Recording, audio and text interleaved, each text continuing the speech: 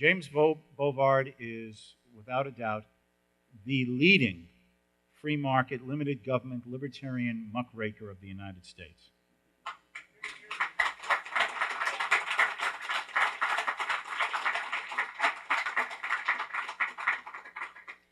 His book on the farm fiasco, fair trade fraud, lost rights, freedom in chains, and a variety of other major books, all of which that have been well received even by critics of the free market, have been outstanding bestsellers, awakening people to the dangers of increasing and encroaching government in our society today. He also reaches a wide audience with his magazine articles, his opinion pieces in the newspapers, all of which are biting and insightful and clear and devastating. When Jim spoke here in August of '03 and brought the blackout with him, I mentioned in my introduction something that I'll repeat now in explaining what has always impressed me in his writing style. And that is that he does not put his own passionate belief in freedom under a bushel. But as you read his works, what he does, he has the controlled style of the dispassionate reporter, reporter of the facts, of the events, of the realities. In chapter after chapter in each one of his books, he just lays before you, as Joe Friday and Dragnet would say, just the facts, man. One instance of government abuse of our freedoms after another. Another example of government seizing our property, taxing us, violating our liberties in the marketplace through regulations and controls and redistributions of our wealth. So that as you go through his books, you have a growing sense of numb despair and anger to realize that in this country that was founded on the principles of liberty, the ideal that government is to be the servant and not the master, on the vision that each man may be secure in living his life as he chooses, based upon the fruits of his own honestly acquired labor. In this country, America has seen a situation in which government has become increasingly the master, intruding, controlling, prohibiting, restricting, supervising, surveillancing, so that more and more the doubt must enter our mind is that compared to the America of 300 years ago, 30 years ago, 50 years ago, 70 years ago, 100 years ago, how free is America anymore? The problem is we have lost an immense amount of our liberty. The problem is very few of our fellow Americans appreciate it to that degree, to the degree that they need to be sufficiently concerned to want to join us in speaking out against it and attempting to reverse it over time. The cause of freedom would be a lot poorer, would be a lot less eloquent in the message that its spokesman offered to the world if it did not have James Bovard among its members. We're very honored and privileged and thankful for him joining us this evening. His topic is plundering the people, no taxpayer left behind. Please join me in welcoming James Bovard.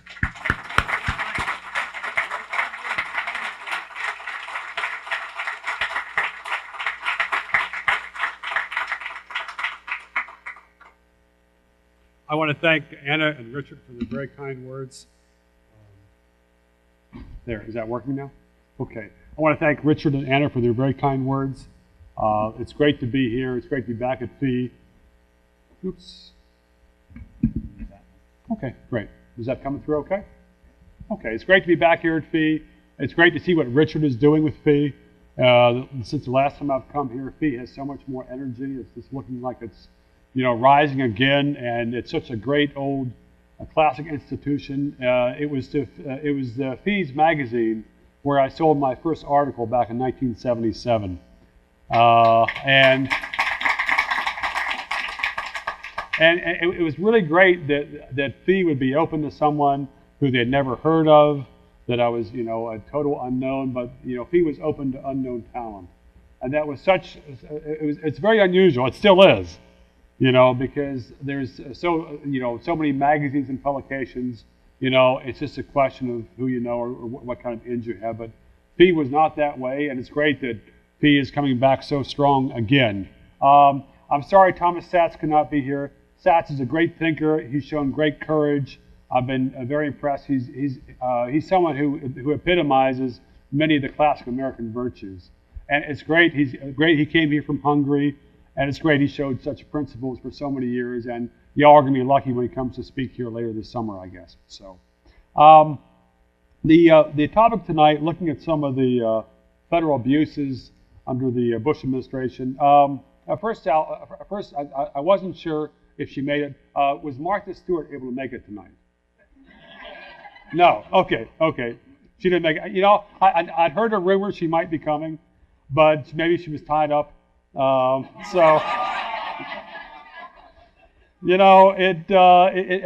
possible that the terms of her house arrest did not include coming to hear this public service announcement in favor of the Bush administration.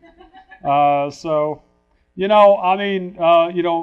Stewart got sent to prison for a case involving, what was it, $40,000, and it wasn't a case of insider trading. That's not what she was convicted on. She was convicted on federal agents said she made false statements. And there was a lot of back and forth. I believe there was one Secret Service agent who was one of the people that testified against her, who has himself been forced to, has been either convicted or charged with making false statements. So it's a very tangled case. But you had someone sent to prison simply because she was accused of making false statements to federal agents involving $40,000. Now, part of the reason I'm really interested in the Martha Stewart case is because, Martha Stewart, she's had a big influence on me. I've always been a big fan of hers. I think there's some people in the audience who know how I live. I just have that sense, from some of the concentrated laughter, But for instance, she's had a lot of articles in her magazine, and it was an article back in June 2003, which I read. It gave me the idea to decorate my personal computer by stacking up my old ammo boxes on top of it. It wasn't exactly what she suggested, And I've got kind of a sort of a rough shackle office, and I had this overhead light hanging there, and I thought about, I could get a chandelier, but I read Martha Stewart's magazine. I figured it'd be easier just to hang an old clodhopper there. It sort of dints the light a little bit, and it was from her that gave me the idea to put the skull and crossbone flags at a bit of a Johnny angle, But, it's interesting. Very few people have looked at the raw power that the Martha Stewart case involves. And, federal agents can have this absolute power over you simply if they accuse you of saying any false statements. For instance, if someone is smuggling in a Cuban cigar and a customs inspector asks him if they purchased that abroad, that person could get 2 years in prison if they make a false statement and say, no, they didn't buy it abroad, or no, it's not a Cuban cigar. So you have someone doing a very petty offense, and all of a sudden the person faces 2 years in prison. It's the same with taxpayers. Now, and if somebody makes a statement on their tax return and misstates what their income was by only a few $100s, that person can be prosecuted for making a false statement. And that's a far more serious crime in many cases than the actual underlying charge. A person could be sent to prison for several years for making a false statement to the IRS, even though IRS auditors routinely lie to American citizens regarding what their tax obligations are. I did a story a few years ago in the IRS, and I was amazed that IRS auditors are that their job assessment, that their bonuses are based on how much additional taxes they assess, not whether people actually owe the taxes. And for cases where people would challenge these assessments from the audits, would take it to the appeals process, 70% of these new assessments from the audits were overturned. But that didn't matter as far as these auditors getting the bonus. It was a complete travesty. But this is how the government works. Now, some of y'all might recall last November we had our moment of accountability, as Mr. Bush called it. George Bush very much wanted to get the votes of senior citizens last fall. So Bush railroaded through Congress the biggest expansion of the welfare state since Lyndon Johnson. Bush got this new prescription drug benefit for Medicare recipients. Now, there was a lot of opposition from conservative Republicans in Congress against this. And Bush had a hard time getting his party to support it. And a number of these conservative congressmen insisted they would not support any program that prescription drug benefit that would cost more than $400 billion over 10 years. Well, by sheer coincidence, that's what Bush said the program would cost. In all his speeches, he kept talking about a $400 billion program. Well, that's how he got it rammed through Congress. Well, a few weeks ago, the Bush administration made a new budget submission to Congress, and they had a correction. Okay, it's no longer a $400 billion cost over 10 years. It's $1.2 trillion. Okay, this is a miss of roughly $800 billion. Okay, so Martha Stewart, she got 6 months in prison for lying about $40,000. Now, here we have $800 billion. How much time does George Bush deserve up the river?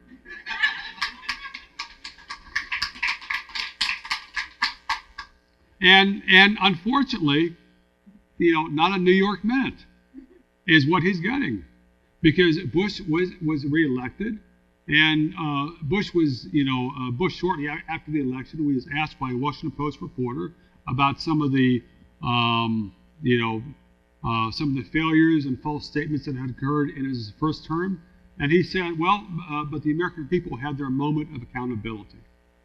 So Bush is exonerated in his own eyes for all the bad abuses, for all the false statements that he did during his first term. Now, it's interesting how this Medicare expansion became law, because Medicare was already one of the fastest expanding parts of the federal budget, and most senior citizens receive far more in benefits than what they had paid for in their contributions. So it was already a massive subsidy. It was already a massive welfare program. Well, Bush and his friends in the House of Representatives thought they could push it through, and the bill came to the floor November 22nd. The vote started at 3 a.m., and Bush lost by 2 votes. Well, so they did not close the voting, and it was kept open for the longest vote in U.S. history in the House of Representatives. It dragged on until 6 a.m., and 2 Republicans switched their votes. There was one congressman, a veteran congressman, who said that he was pressured to change his vote, and he was offered a $10,000 bribe. And he told people about this. And technically that's not legal. Not even on the floor of the House of Representatives. And so word of this got out, but not to worry, the House Ethics Committee is investigating. So those are folks that have a very good rate of pardons. That's the reason why Mr. Tom DeLay is still House Majority Leader, but that's another story. Now, it's curious how this Medicare thing was structured. It would have been possible to carefully target a program to the needy elderly, but that's not what Bush did. Bush's program rains benefits. The vast majority of benefits go to the affluent elderly, the corporations, and insurance companies. Bush, in his speech before the thing was passed, he said 3/4 of seniors have some kind of drug coverage, and that's positive news. Yet seniors relying only on Medicare don't have coverage for prescription drugs. This is not good medicine. It's not cost effective. Bush never explained why it's more cost effective to give freebies to all the elderly instead of only the needy elderly. I mean, it didn't make economic sense, but for politicians, it never makes sense to let someone pay their own bills. You don't get any gratitude that way. And the Bush folks have not been shy about letting people know about this new law. They've spent tens of millions of dollars, tax dollars, on TV advertisements. There was a provision in the law that said that the government had to inform people of the new program. So the feds paid for information advertisements that showed Bush receiving a standing ovation from a cheering crowd as he signed the bill into law. This is federal information. It gets better. The feds also made up these video news releases and sent them around to local TV shows, and they had someone claiming to be a reporter talking about this wonderful new law. And 40 TV stations showed it as if it was news. Something which they had as well is there was an 800 number, and people were urged to call an 800 number to find out. But people who called in had to say out loud the phrase Medicare improvement to hear the information about the new drug benefit. I mean, you almost wonder if the Bush administration respects the intelligence of the American people. You know, there are days that I totter on this. But there was an investigation by the General Accounting Office which said that these ads are illegal, quote, covert propaganda. But this is what the government's been doing. It's done it massively in drug policy for many years, and now it's doing it in Medicare. And this is a profound freedom issue on two ways. First, it's a huge cost, and second, this is going to further the government control over medical health care. There's no way to avoid this. Once you have the subsidies, the controls follow. It's practically the law of the political universe. President Bush has become the king of all boondoggles. In 2000, Bush ran as a principled conservative. But again and again, he has used these charades to greatly expand government and to try and burnish the reputation of government. Bush prides himself on being a compassionate conservative. One of his favorite programs is AmeriCorps. If Bush travels around the country, and if he arrives at an airport, there's often a bunch of young women and men in AmeriCorps t-shirts and hats waiting to greet him at the airport. You know, I think they had the same thing with Chairman Mao, but they had a different name for it. But, I mean, it's a fairly financed cheering squad for the president. And it was a scandal under Clinton, so AmeriCorps stopped it. But now that Bush is in office, it doesn't matter. Bush has greatly expanded the size of AmeriCorps and talks about it in many speeches. But, you know, this was a program created by Bill Clinton. And it was a symbol of it was one of the favorite examples of government waste in the 1990s. And it hasn't changed. In some ways, it's gotten worse. Under George Bush, down in Baton Rouge, AmeriCorps members passed out free gun locks at Walmart stores. Now, this is interesting because under Bill Clinton, there was a program in New York State, and AmeriCorps was involved in giving out $5 certificates to children who would turn in toy guns. So, I mean, this is what the anti-gun president does. This is what the pro-gun president does. In either case, we shouldn't have the federal government involved. There was a team of 80 AmeriCorps members who spent more than 20,000 hours hoeing corn and doing tasks at a farm museum outside of Chicago. Up in Buffalo, AmeriCorps members busied themselves fixing private lawns that have been damaged by government snowplows. I mean, this is a real full employment program. Over in Washington State, the AmeriCorps was proud that its members helped organize a pink prom, which was the first gay youth dance for high school students in Washington State. AmeriCorps members in Wisconsin worked with an anti-smoking group. They were busy calling up local residents to survey their attitudes on secondhand smoke. This is part of a push for a ban on all smoking in restaurants. I mean, I'm happy that they didn't interfere with the election process. Puppet shows are a favorite AmeriCorps favorite AmeriCorps activity. Out in Springfield, Illinois, AmeriCorps members presented a puppet show to edify 3-year-olds at a child care center on the benefits of smoke detectors. And this is the stuff they brag about in their newsletters. You wonder what else is there we didn't hear about, my hunch is it might be even juicier.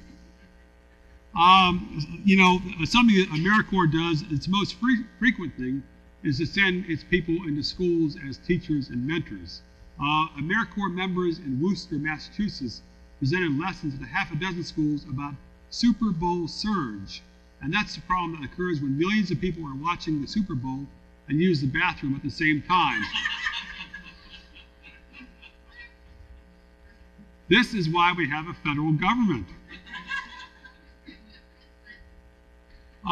Something that often happens is AmeriCorps members go to schools as guest readers and stand there and read something, but many AmeriCorps members find this task daunting.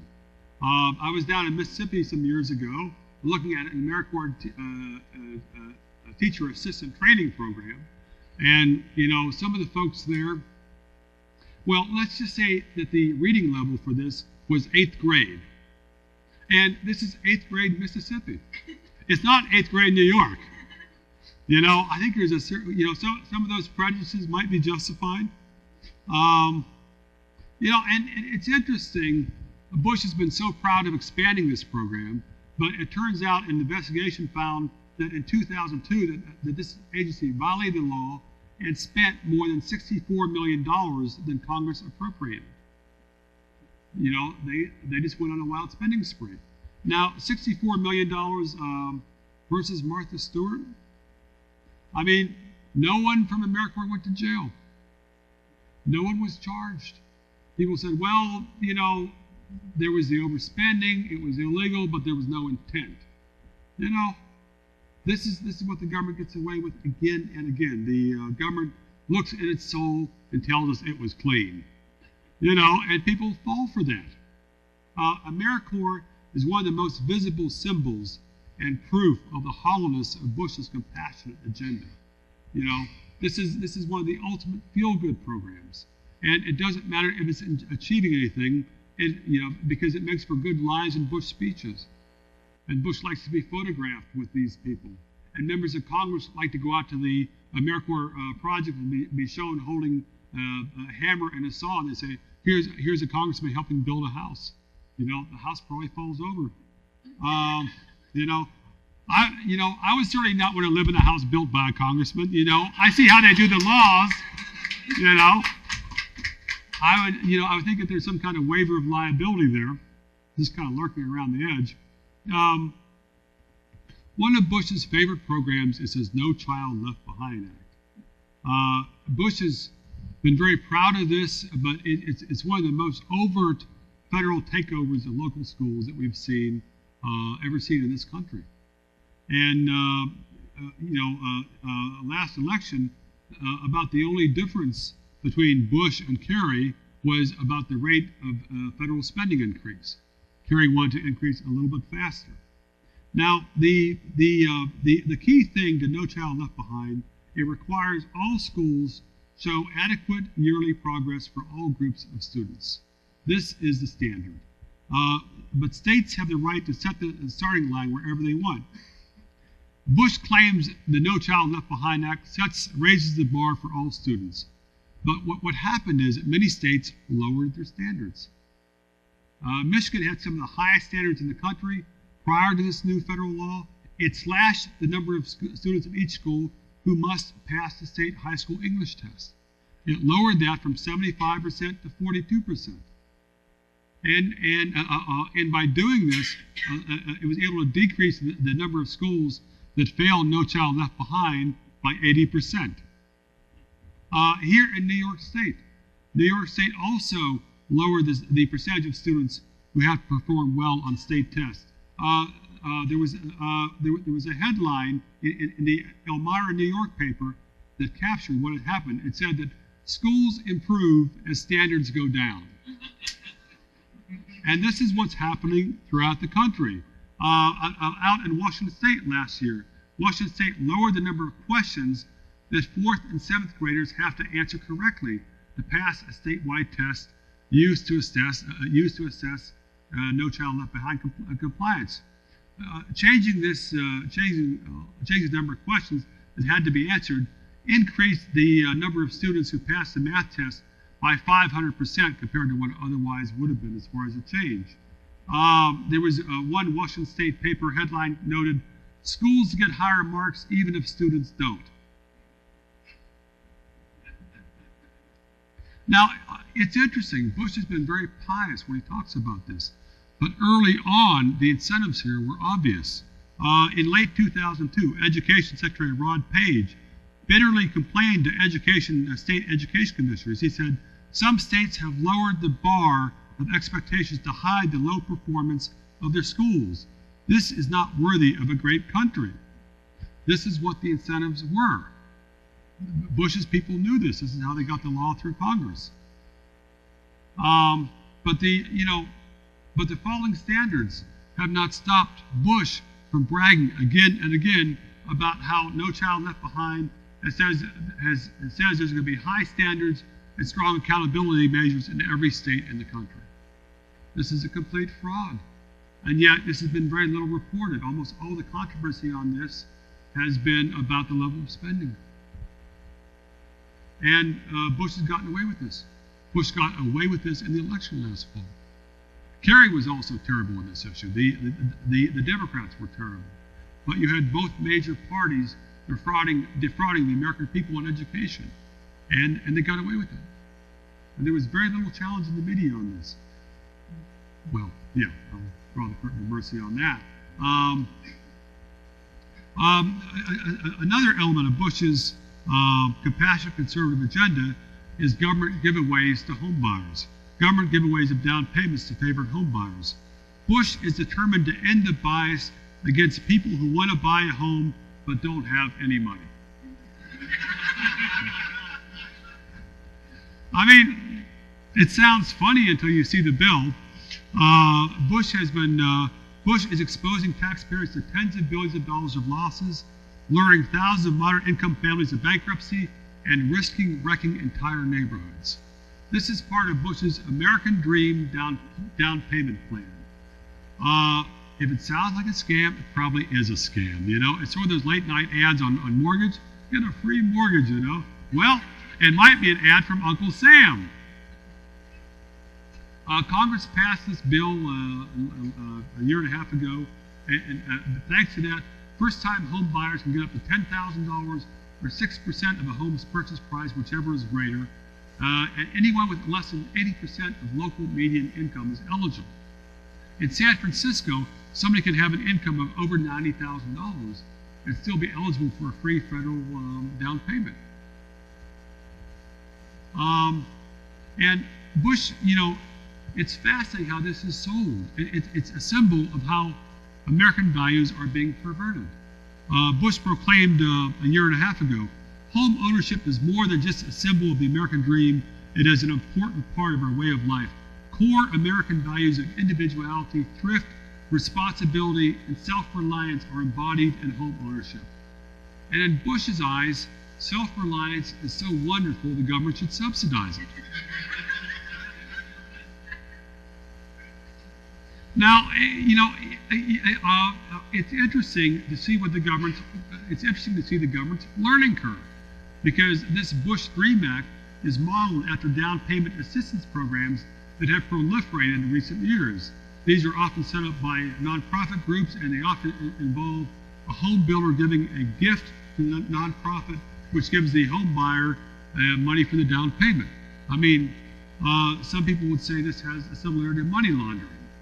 And the laws on mortgages and on the trains of control of the money, this has raised a lot of questions. But often the price of the house is miraculously increased by the exact amount of the builder's gift to the nonprofit group.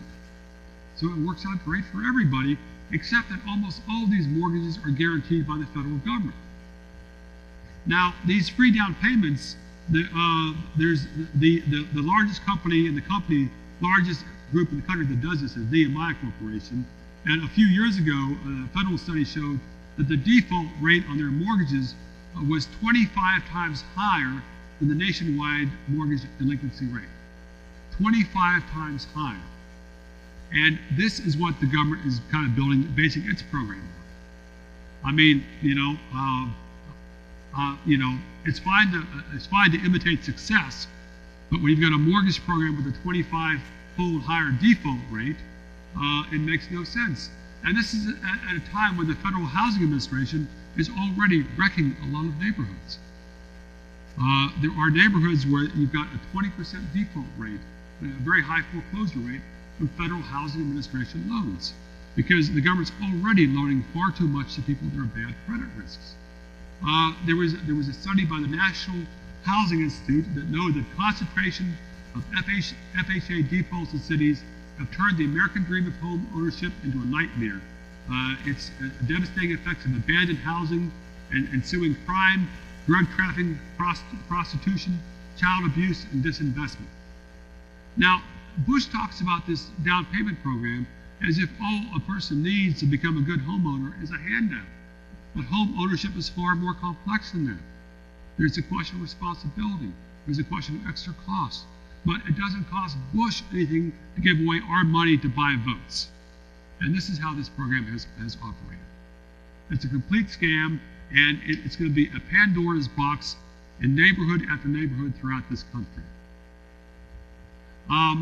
I want to talk a little bit about the Transportation Security Administration, but before, a lot of people support the TSA because they think that it's important to protect Americans from terrorists. But we have to realize what the government defines as a terrorist. Now, 2 years ago, the Federal Homeland Security Department urged local police departments to view critics of the war on terrorism as potential terrorists. There was a May 2003 terrorist advisory. Homeland Security Department warned local law enforcement agencies to keep an eye on anyone who, quote, expressed dislike of attitudes and decisions of the U.S. government. This is who's being watched. This is who's on the watch list. I'm glad I'm not on it, but but there might be people here who could fit that category.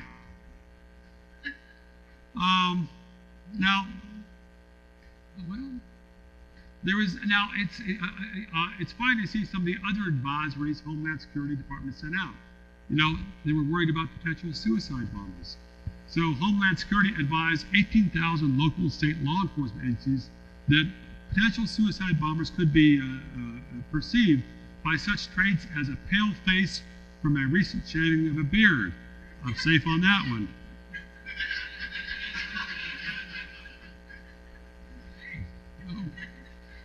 It's been a long time. It's been a long time. Not to worry. But on some of the other traits, they said potential suicide bombers, quote, may appear to be in a trance, or it may be their eyes appear to be focused and vigilant. Yes, very much. And fashion-wise, it said potential suicide bombers might have, quote, clothing that's out of sync with the weather, or have clothing that's loose. I don't know how many college kids they have seen these days.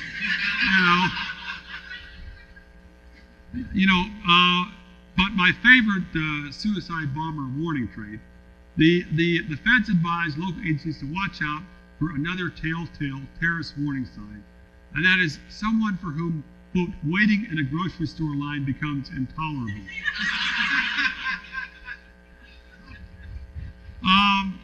Personally, I was very glad it didn't say anything about getting surly in a post office line, because I have that trouble sometimes, but folks who know me know I'm not a suicide bomber. So, I have letters of reference. Now, a lot of people still have faith in the federal government. It's kind of a mystery, I've done all I could. But, TSA is a great example, is a great litmus test of how people view rights and liberties and the government. Back 2 years ago, when the TSA first started hiring its screeners, the Transportation Secretary Norman Mineta announced that the agency would quote, hire the best and the brightest for the new jobs of being airport screeners. However, not all of the TSA's hiring processes are biased in favor of intelligence. Here in New York, there was a written test. TSA screeners had to, screener applicants at the big airports in New York City had to answer test questions, had to get these tests right, these series of questions before they could be hired. Now, the questions covered a lot of things. One of the things was the test asked would-be screeners why they should bother looking for smuggled bombs. The question was, why is it important to screen bags for bombs? Improvised explosive devices. The first answer was A, the bomb batteries could leak and damage other passengers' bags.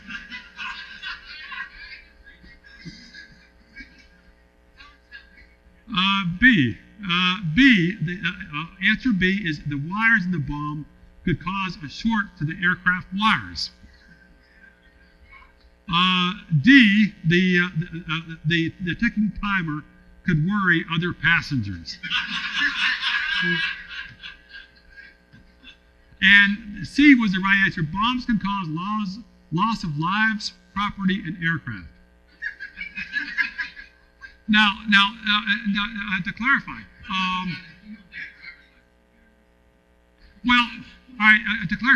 these are from an Inspector General report on TSA, and unfortunately, the Inspector General report did not disclose how many of the screeners got the question wrong.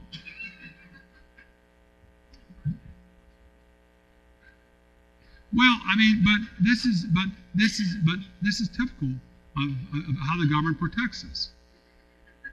And it's interesting. The feds are always bragging about how many pointy objects that they've seized. The recent press release said that TSA has seized 8 million prohibited items at airport checkpoints. This is not going to hijack a plane. Fingernail clippers are not going to hijack a plane. Cigar cutters are not going to hijack a plane. But it's typical of how the government exploited what happened on 9/11 to make people think that the key to making people safe was to basically give the TSA all this arbitrary power over other Americans. And government studies have shown they have all this additional power, but they're not more competent. In some ways, the TSA people are as incompetent as the private police were, private airport security guards were in 1987. But the feds are trying to solve this by giving TSA more power. Folks don't realize, if people who travel may be slightly at less risk from hijackers, but there are at far greater risk of being fined or arrested in airports. TSA recently gave itself the power to fine passengers for having a bad attitude at airport checkpoints. This is a true story. Gave itself the power, yes. TSA has been very generous to itself. But it was a system that they codified in early 2004 that basically allows them to punish people for thought crimes. In the Code of Federal Regulation, there was a notice. I'm surprised it's not been challenged. But the feds now have a system in which they're able to impose fines of up to $10,000 for violations of TSA regulations. And so, if someone is going to the airport, TSA also has the power to get people arrested. In 2002, there were 1,000 people arrested at TSA's behest. 2003, there were 1,500 arrested. TSA is now seizing 15,000 items per day from travelers. And it's important that TSA can add on these fines to almost anybody that they target who they seize things from. And it would be different if somebody was carrying an Uzi and that got seized. I can understand. It's understandable the government would be concerned about someone carrying an Uzi. I'd be concerned about that. But very few of these seizures have to do with stuff that really pose a threat to airport safety. But TSA now levies fines of up to $1,500 for alleged non-physical interference at a TSA checkpoint. And basically, that means talking back to your rollers. That basically means sassing the person who's pawing through your underwear, pawing through your carry-on bag, person who's hassling you about not taking off your shoes fast enough, for instance. A TSA spokeswoman defined this. She said that non-physical, this new offense includes any non-physical situation that in any way would interfere with the screener and his or her ability to continue to work or interfere with their ability to do their jobs. If you talk back, you're interfering. I mean, it's almost as if they're trying to make people think that if we're servile enough, then we'll be safe. In some ways, this is almost like the ultimate symbol of what the war on terrorism has become. We are supposed to grovel and we are supposed to accept the promises of bureaucrats and politicians that that sacrificing our rights and liberties on an altar will make us safe. But there was nothing that happened on 9/11 that made the federal government more competent. It is still one train wreck after another as far as how these agencies are running, and it's still one fraud after another. And I don't have time tonight to go into a lot of the Homeland Security stuff. I've dealt with that in a couple of my recent books. But it's been surprising to me that so many conservatives who understood why having the government have power over education or AmeriCorps sometimes it doesn't resonate with them as powerfully why the TSA is a waste and a threat to their rights and liberties. But the same is true of so many agencies which have gotten far greater budgets and far more power since 9/11. And hopefully Americans will start paying more attention to this. Hopefully we will find a way to put the leash back on government, and hopefully government will once again become a laughingstock in this country. Thank you.